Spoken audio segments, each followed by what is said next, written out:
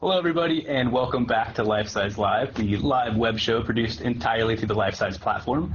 I'm your host, Julian Fields, and with me today is the Senior Vice President, Global Business Development of Lifesize, and longtime People Manager, Anil Somaney. Welcome. Thank you. Thank you. Happy to be here. So I say longtime People Manager because today's topic is all about managing people, and more specifically, managing millennials. When we talk about millennials, I guess we should just set the level. It seems like it's a term that has too many different definitions. So the one we're going with is, these are the 80s and 90s kids.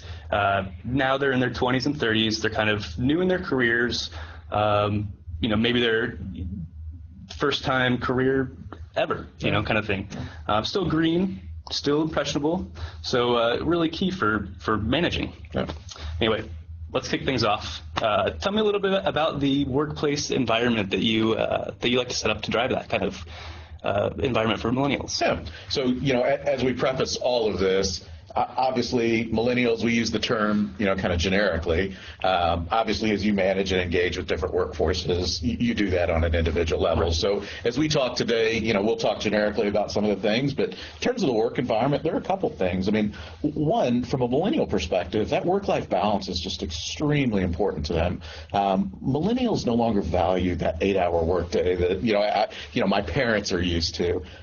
They absolutely don't mistake it for them not working hard or putting in their time, if you will. Mm-hmm. They just do so in a different way. I mean, remember, these guys play on soccer teams, basketball teams. They go spend time with their parents and brothers and sisters. They're all over the place, right? And so a lot of times, flexibility in the workplace is really important, and different tools, video collaboration tools actually are a great one, to be able to engage millennials when they're in remote workforce or remote areas.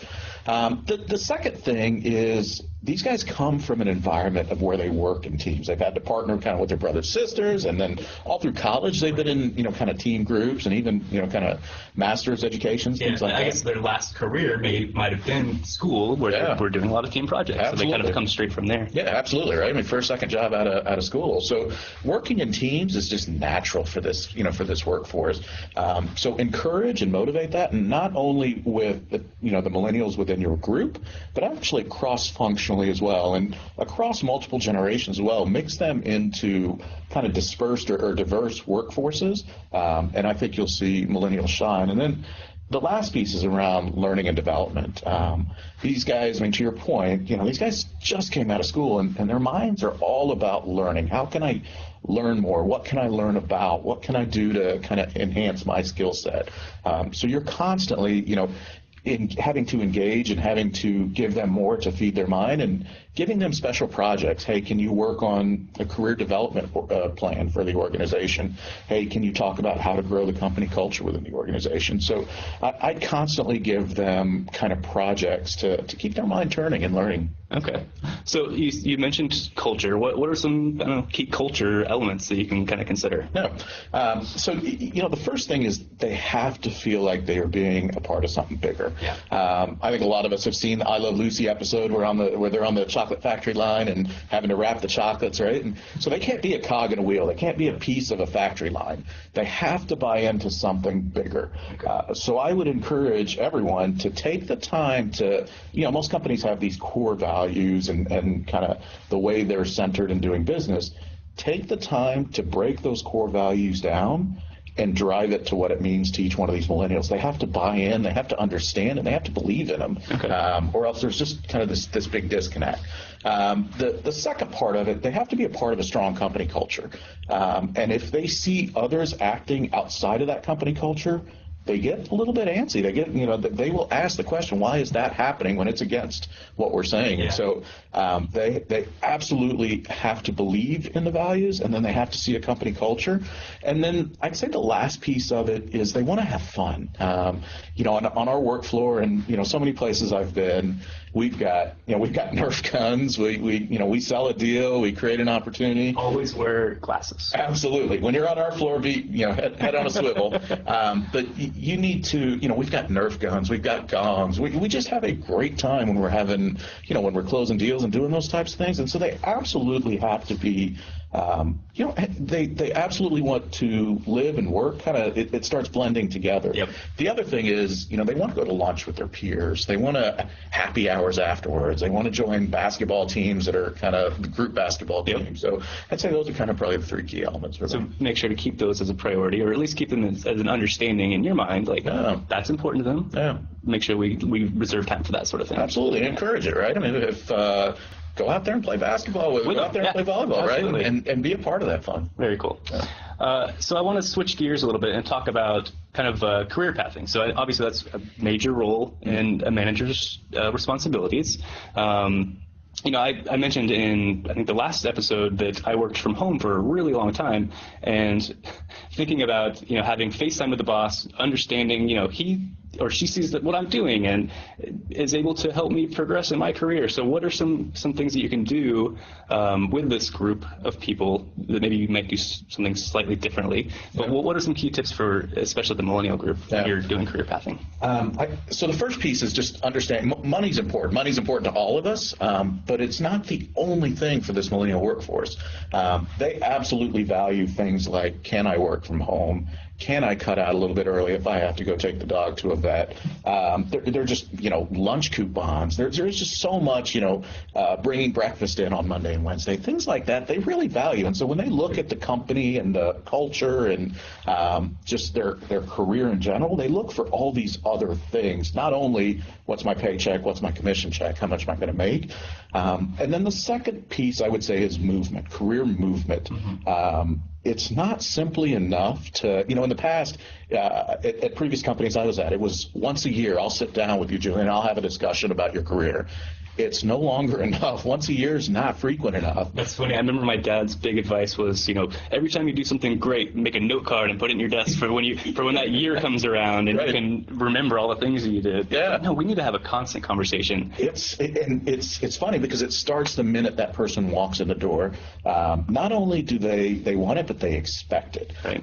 And it's incumbent upon us as leaders of the business to deliver that for them. So, person A walks in the door, we have to have a defined career plan for them after obviously having a discussion. Here is your path. And typically what I like to do, 0 to 3 months, you're ramping up. 3 months to about 12 months, you're learning the business and you're performing. All along, we're delivering skill sets and we're helping you kind of grow as a person, refining. You may think that, okay, hey, I want to be in marketing, and, we kind of tweak that, and I want to be in demand gen, part of marketing. So you tweak that, but then, 12 to 18 months, they need mentors, and then they need a real defined path of how do I get there? And then the last piece of that is being a mentor, not a leader or not a boss to them. Millennials expect to learn something from their leaders. They have it's just an infamous lack of respect for kind of the traditional corporate hierarchy. I remember so many times my folks will come up to me and, hey, I've got this problem. Great. Did you talk to your boss or your boss's boss? Or no, I just came straight to you. And so as a leader, you have to be very, very open to just a completely flat organization. And it really does help kind of promote the learning and the environment of being heard from a millennial perspective. Okay. So you said, expecting this amount of a relationship back and forth. Now, there's another E word that gets thrown around with millennials, and it's the entitled word. Yeah. And I wanted to get your impression on that, and keep in mind that there is some 80s kids in this room right now. Yeah. And I'm entitled to my opinion. One or two of us have gray hair, and one doesn't, huh? Yep. So the entitled word, I think, is a little bit of a fallacy, right? I hear so many people referring to that group and that generation as entitled. I think it's just flat out wrong. Now, there is absolutely a need from a millennial perspective for, a need for recognition. But quite candidly, that's all of us, right? Like, who doesn't mind a good pat on the back and great job and an attaboy? And you should actually encourage that self-assuredness. That positive personal image is important to the millennial workforce. So important that they're on LinkedIn, Twitter, and again, you kind of see that personal and work life blending a little bit. They're on Twitter and LinkedIn, and they will post and they will, articulate how great they did at work. And so I would say turn that into a positive for you and learn how to embrace and cherish that, but also use that. And as they're these experts in these technologies, teaching them how to use that for good and not for evil, right? Like, your company's doing great things, and how do you share that, with everyone you're talking to? How do you become a subject matter expert yourself and start taking on some of that responsibility for the industry that you're in? Yeah, for the industry, for the company. Yeah, absolutely. All right, well, let's see. As we kind of wrap up, any finishing thoughts there? I'd say first embrace the millennial workforce, right? I mean, there's like any workforce, there's good and bad that comes along with the group. Embrace it because you have to. I think we're at 40% right now. It's the biggest workforce is what the latest studies have shown, and in the next 10 years, it's going to be 75% of the workforce. So, yeah, they're coming, right? They're coming here. But from a learning perspective, from a organizational change perspective, there's so many times you'll sit down with someone that is brand new to the workforce that just says, "Hey, why do we do it this way?" And, from our minds, we've done it this way for 20 months, and that's the way we're going to continue to do it. Dangerous. It is. Dangerous words, right? We've always done it this way. It is, right? And so the millennial workforce comes in and, hey, why do we? And I'm like, well, that's a great idea. So, embrace that team and embrace that kind of generation of future leaders. Capitalize on their networking, their affinity for networking. We talked about LinkedIn, Facebook, and all that. There's this need for positive self-promotion from their perspective, but turning them into brand ambassadors, so, turning them into Lifesize ambassadors or your company's name or your industry expert, right? And so turning that into a positive for the company and the greater good is important. And then I'd say, take the good with the bad.